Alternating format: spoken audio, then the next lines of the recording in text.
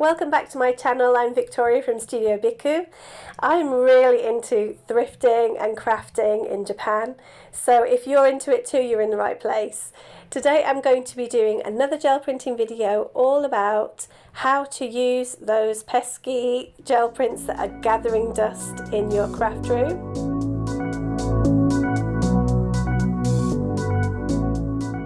Today we're going to be using your old gel prints instead of throwing them in the recycling to make something really beautiful.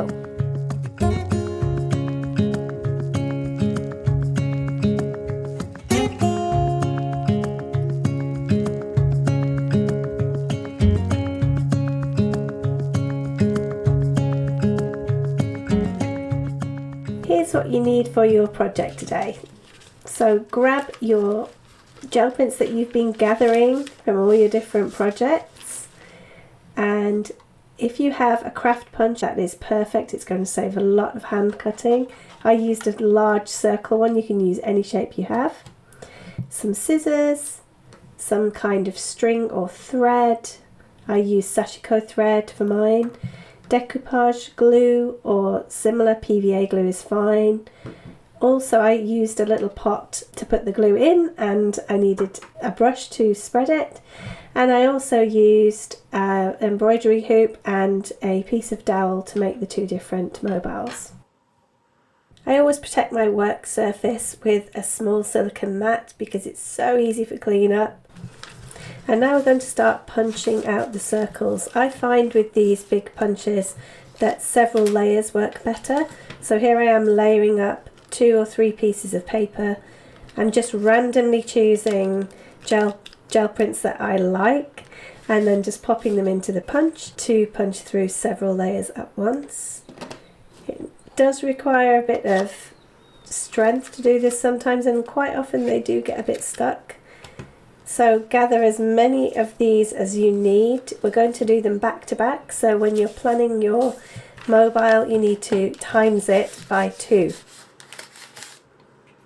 My mobile, I had planned to have 5 strings dropping down, and I wanted 4 circles on each one, so that meant that I needed to prepare 40 circles.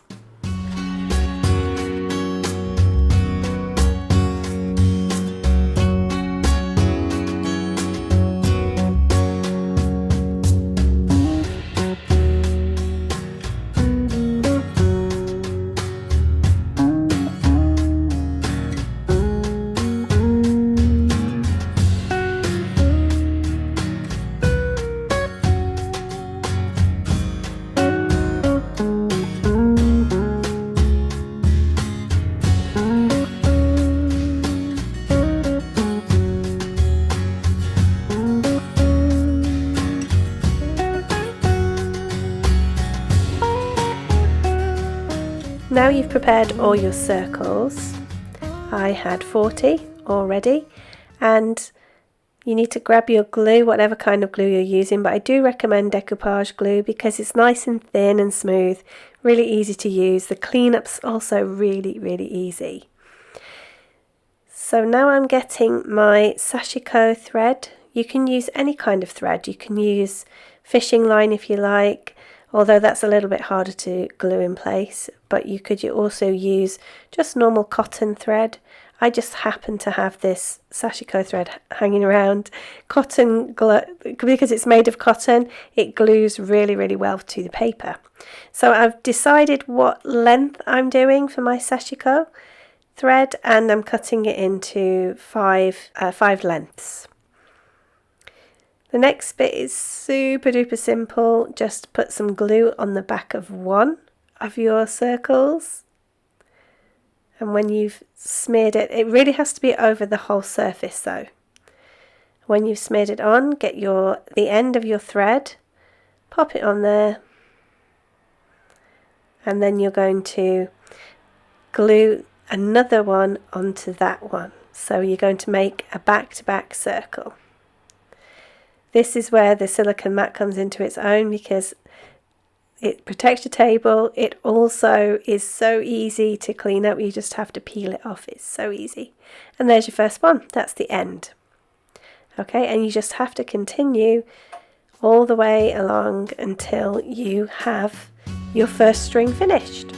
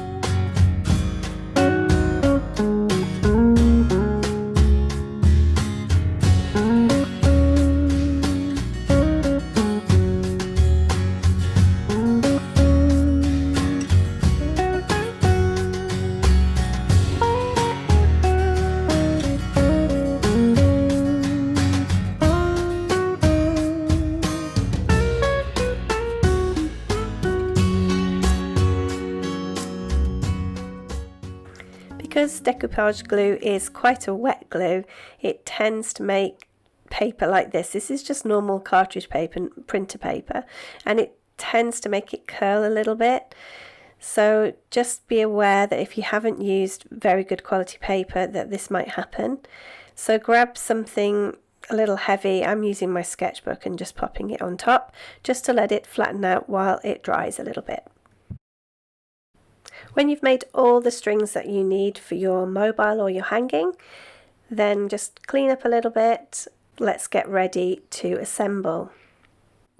Again, this is where I swear by these silicone pads. You can just wipe the glue away and it just peels away. It's so easy. You've got all your strings that you need, and now grab your dowel or your hoop, depends on what you're making. I'm making, first of all, a wall hanging / room divider. And it's a very simple process. You just have to tie a double knot on the dowel at the top and then just trim the excess off if you want or not. It's up to you. Make sure you're measuring along the dowel so that you can equally space your strings out. I actually decided to vary the heights that I was doing the circles because I don't really like so much symmetry. That's my personal preference. If you really like symmetry, then go ahead, get your ruler or your measuring tape out and measure accurately.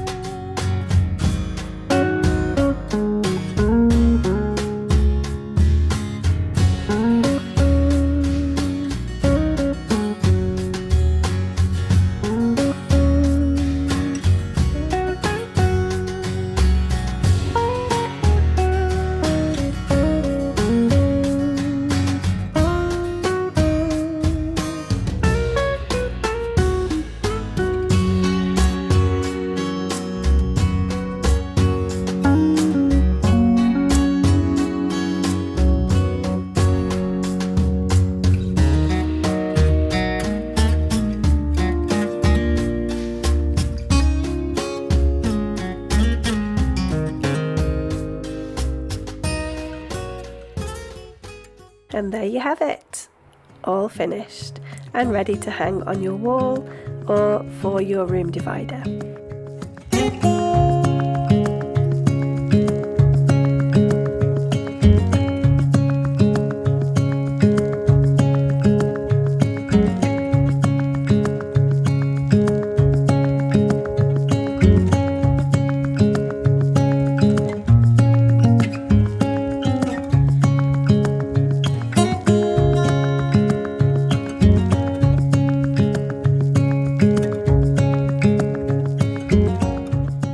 I made another one with an embroidery hoop and I put it in my studio garden. I think it looks really sweet and it's really relaxing sitting watching the wind blow it around. You could also add some kind of bells to make a wind chime. It's totally limitless what you can do with your gel prints. You could even make them into a long garland and decorate your trees for a summer garden party.